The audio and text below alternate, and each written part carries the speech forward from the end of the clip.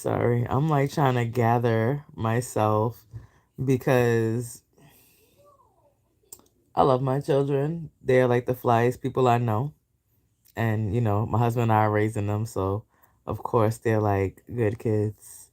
But it can be overwhelming when they don't have school and I still have to work from home because it's like they need everything. They so needy. They want this, they want that. And I want to spend time with them, but I wonder if they know that I actually have a job, like I actually work from home. So here I am, and I'm just gonna do this quick live in a different setting. You'll notice that I don't really have the same artwork behind me. I have some other homemade artwork behind me, but I don't have the regular artwork that I do because I'm in a different space. I'm in a different space because they are invading that space and they are loud and they are loud. That's it. They're just loud. So, all right, I'm gonna give y'all some quick motivation. I'm gonna give y'all some quick wisdom, some quick steps to hold on to when you feel like it's time to go. Because sometimes we get this feeling, sometimes we get this like like it's a little anxious. It's like, dang, like Father, like I need to get out of here. It could be a job. It could be like you've been working at a job for so long and excuse me, and it feels like it's no longer serving you or serving a purpose in your life. It could be that you're living in a city and you feel like that city is no longer serving you or serving the purpose in your life. It could be a relationship that you're in and you feel like this relationship is no longer serving me. There are so many places, so many scenarios where we feel like it's just time to go. But the truth is that when it feels like it's time to go, sometimes it just means that it's time to grow.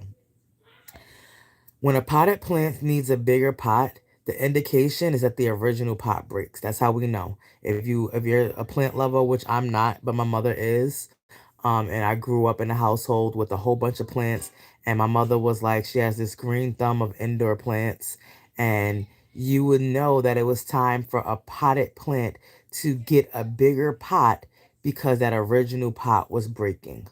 The roots have outgrown the space and it needs to be moved and replanted. Eventually, the pot will be discarded and that plant will have grown so much that now it has to be planted in the ground. And the same thing happens with us. For people, we have this thing called a gentle agitation. I don't know if you've ever heard the term gentle agitation, but it's when things start to feel out of alignment. It's when places where you used to feel like you had like this abundance of joy start to feel joyless. Places where you used to have so much energy now feels a bit draining. Things that used to make you laugh maybe make you smile, but it starts to feel different. Something just feels different. And you feel like, now what? Do I isolate? Do I cut off? Do I just like cut and run? Do you just stay where you are and hope that the pendulum swings and that things will turn back in your life? I don't know. But I say it's time for you to take your own reality, make a plan, and forge a path. So I'm going to give you guys just a few tips, a little bit of wisdom on what you can do when you feel like you're in that place where it's like, I feel like I'm stuck. I feel like I don't want to be here. I feel like, what do I do next? The first thing is take inventory of where you are. Like, take inventory of where you are in life. What are the most important things that you do during the day? A lot of times we can't even answer that question, but what are the most important things that you do during the day?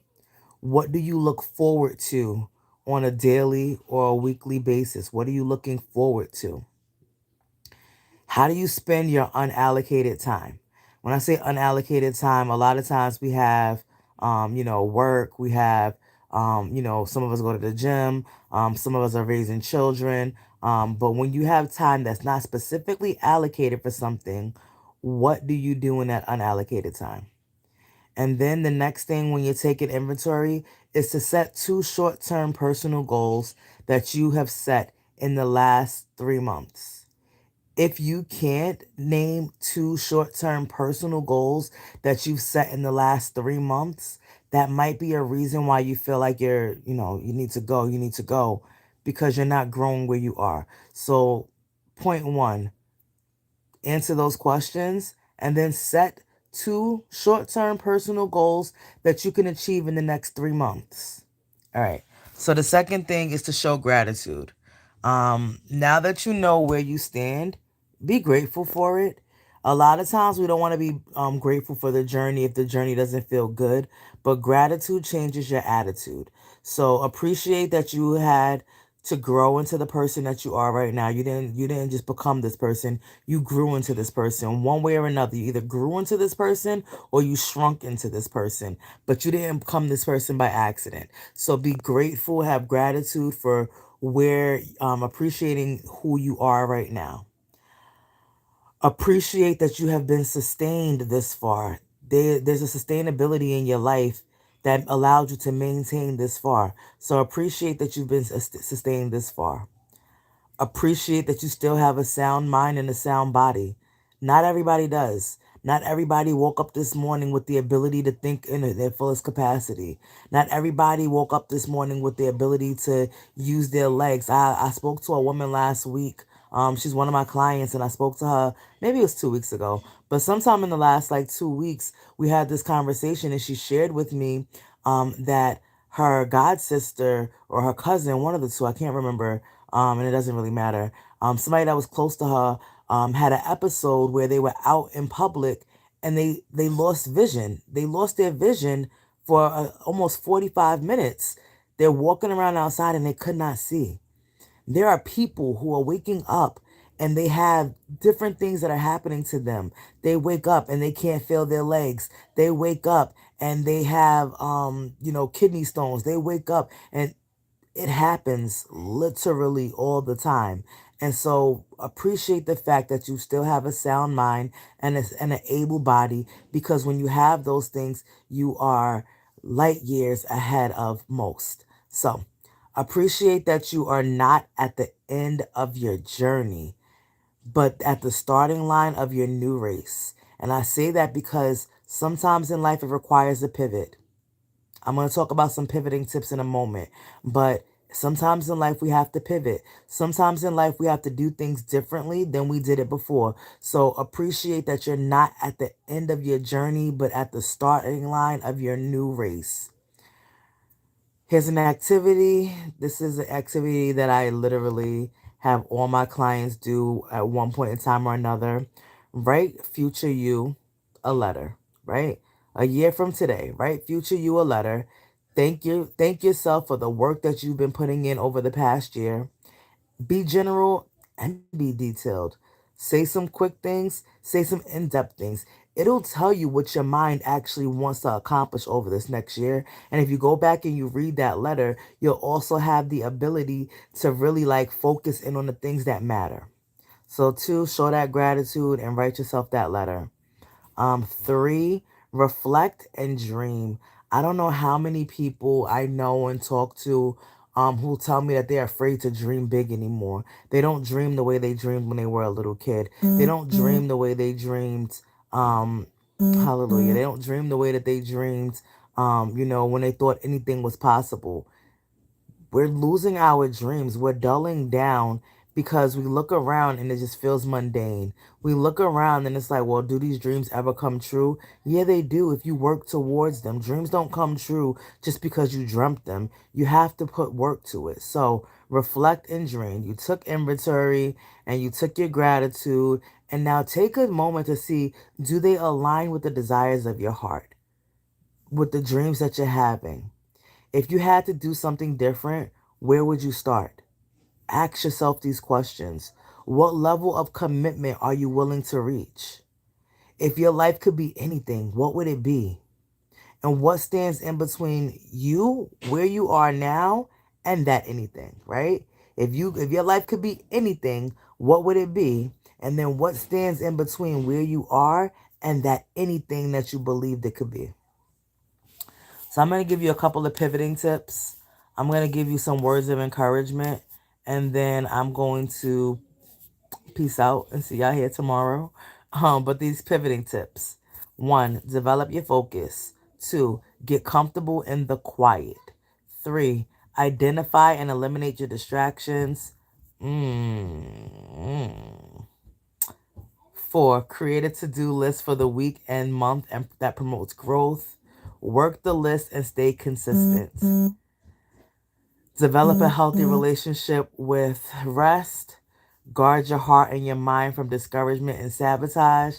Visualize your goals and your new path. Visualization is really important because if you can't see it, you can't believe it. And I know that sounds crazy because we walk by faith and not by sight. But if you could see it up here, you don't have to see it in the natural, but if you could see it up here, then you can believe that it's possible. All right, some quick encouragement. Change is inevitable. Change is a privilege. Change is not always easy, but without change, we can't experience something new. Don't be so focused on what's next that you can't appreciate what's now. Don't be so focused on the forest that you don't notice the trees. Smiling helps. Joy starts in the heart and travels through the body, but it lives in your mind. Mindset matters. Whether you think you can or think you can't, you will always be right. Don't place man made limitations on your life because you are more than capable. Fear should tell you how to move, it should not stop you from moving. And the most powerful thing you can do is change your mind about the things that have kept you from where you are heading. Remember, if nothing changes, nothing changes. You are your own best investment. So take time, all right? And let me see. If nobody else gives you permission, and I mean, nobody else has to give you permission. But if nobody else gives you permission, I'm giving you permission. Slow down and take time to become your happiest, healthiest, fullest version of yourself. Okay. All right. Copy of my book, The Journey to Perfect Peace. A couple of these things are in there. I expand on this mindset. This is something that I wrote a long time ago. Everything I just said to you live is something that I wrote a long time ago, long before I wrote this book. So some of the ideas are recycled in this book, but they are fluffed out to show you exactly how to do these things. But changing your mind will change your life. All right. I love you guys, and I will see you soon. Thank you for being a part of the Dearest Father community. Bye.